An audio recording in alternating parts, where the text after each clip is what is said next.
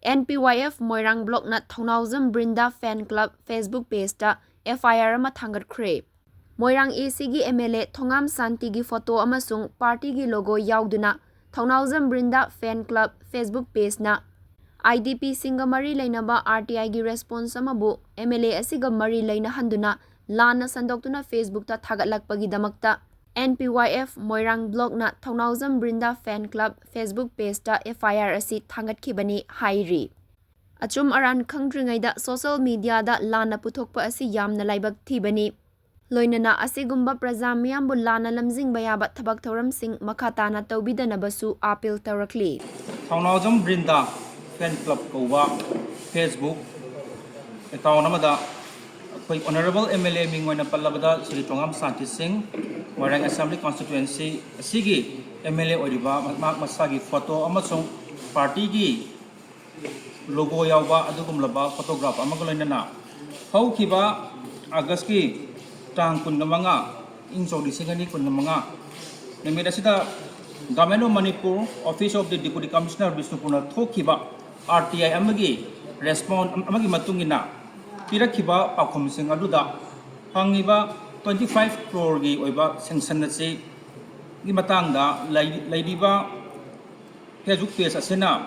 thagaliba photo asiga marilena haripuba posaksing asi MLA bu yamna lana praja sing uhanba asigumla makhalgi praja sing bu lana uhanbagi damakta hariba Thoubaojam Brinda Fan Club Kouba sigumla group asi sigumla page asibu NPYF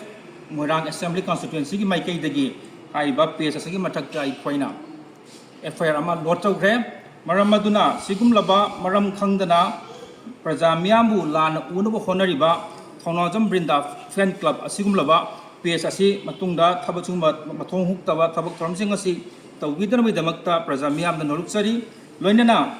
maruina Thoubaojam Brinda Fan Club amasung masiga mari leinaba praja sing loinana mahaki followers singda NPYF Moirang Assembly Constituency gi maikai dagi appeal lama khatang tawjage madudi hoji hoji aigi khutta paijariba si haukiba tang kun manga August tang kun manga ing so disingin kun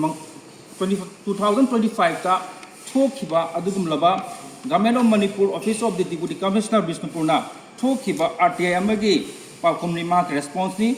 under section 6 clause 1 ni matungina piriba maki pakhum sing asigi chap chaba report ekhoida leijai asi hariba report sing asida palliba form sing asi atai nate DC asina palliba form asi camp nodal officer amadi camp level committee hariba mioi sing asina togiba expenditure sing adu miyam so tawni time sung hariba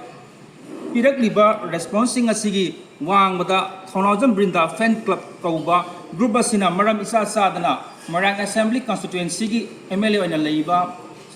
Honorable Sri Thongam Santi Singhagi mahagi photo hapchinduna Facebook ta amadi mari leinaba atopa page singda hapasi yam laibak chibani haina akoi NPYF Moirang Assembly Constituency gi maiki degi thamjari loinana kanaguma mioi singa makhatana sigumlaba miyam gi damakta phanaba ta hinguthil khangra thabak tawjariba MLA sigumlaba MLA sibu lana unabo honar patargadi NPYF Moirang Assembly Constituency na kajanunda tumina lairoi loinana kanagma mioi singna khangningba hangningba leiragadi Honorable MLA ki office ta lengbirakuna amadi NPYF ki office ta lengbirakuna hiram khudingma khangbiba yagani adom asumaran khangdringaida hana social media da puthoktuna mioi kayamabu lan uhanabu honabasi laibak thibani haina miyamda khurumjabaga loinana NPYF ki maikedi gi thamjari